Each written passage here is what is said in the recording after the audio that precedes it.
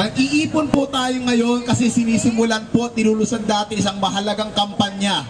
Isang kampanya po nakakabit sa ating bituka. Matagal ng issue po ito at kuminsan po ay naparamdam po natin kahit anong nakikita natin sa gobyerno natin ngayon maganda, ay mukhang nakakalimutan na po ata kami. Ang sabi po ni Presidente Aquino, yung mga mamamayan po ang kanyang bossing, mukhang sir, mukhang nakakalimutan nyo na po kami.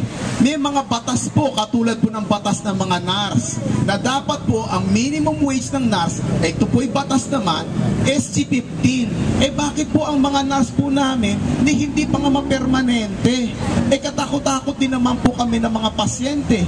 Hindi naman po kami nagtitigil sa aming trabaho, pagkos pinahaba pa ang working hours nila dahil sa kakulangan.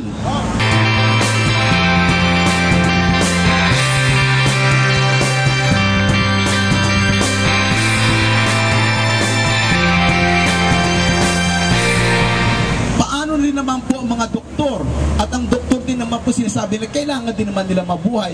Bakit po hindi natin nasusunod sana po yung SG na natarapat sa kanila po, no? Sana po mala magsimula para magstay ang mga doktor din po na dito. Mga SG-24 po naman sana dapat.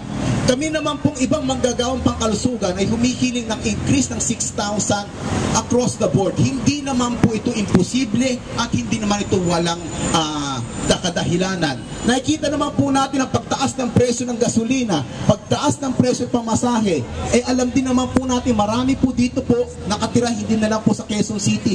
Doon sa Bulacan pa nakatira, iba dyan, hanggang Cavite may nakatira. Anong matitira po sa inyong sweldo pag araw-araw papasok po dito? Anong kalagayan po namin to? Baon sa utang, taga London, Londito, London, lahat na nilon, GSIS, Pag-ibig. Kailan po ba kami magkakam ng konting kaginhawaan, sir?